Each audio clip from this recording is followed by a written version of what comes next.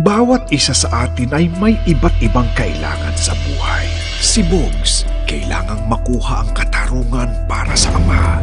Saan yung balita sa tatay ko? Hostage ng Old Dapper. Napansin niyo ba na may iba silang kasama magnanakaw?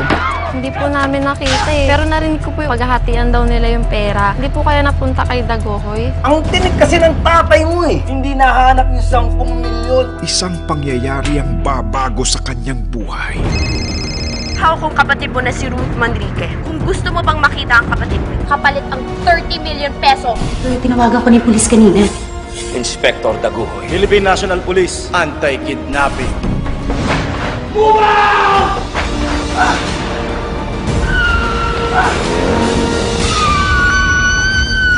Baba! Siya yung kidnapper? Diyosa yan. Si Ruth Manrique yan eh. Ano na naman kalokohan ito? Kinidnap mo sarili mo, pag nanakawan mo sarili mo pamilya? Pinagtitripan niyo yung kapatid ko. Ay, nakakaawa ka naman. Dito makikilala si Ruth. Kailangang patunayan ang sarili sa pamilya. Modeling is not even a profession. You say you're my family. You can't even support my one big dream. At si Roxanne, Kahit nung bata pa yan. At maging lalaki, importante sa kanya yung aprobado muna sa akin. nangangailangan ng kalayaan. Tumatanda na ako pero parang wala pa rin talagang nararating ang buhay ko. Iimbitahin ko sa matagal ko nang nakaschedule na fashion show. Kapag nakita nila si Fox, riot yan! Magandang gabi ho. Andyan ho ba si Ruth? Ano ulit pangalan mo? Gregorio Daguhoy ang pangalan ko. Ito ang maglalapit kay Bogs sa katotohanan. Parang kahawig yan ng tatay ni Ruth tsaka ni Roxanne.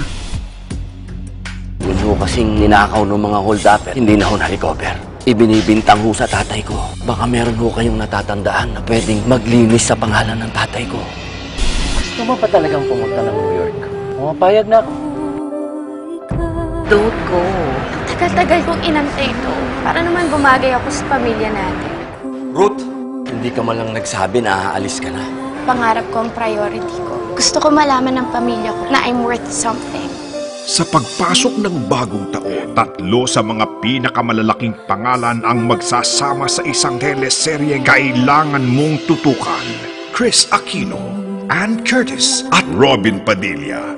Kagwapo mo, sipag, ang daming ibang babaeng mas karapat dapat mong mahalin, boys. Ano? Bababa ka hindi!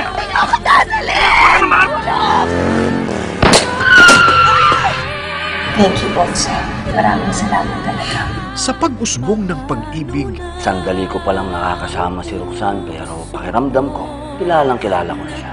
may magiging maligaya at may kailangang masaktan.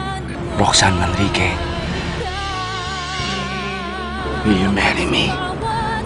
Kunwari, santa ka. Pero ang totoo, mas masahol ka pa sa akin eh. 2 kapatid ko, tinalo mo. Ikaw ang bastos! Why do you hate him so much? Dahil oportunista siya. Hindi ang isang katulad mo, Dagohoy, ang sisira sa akin.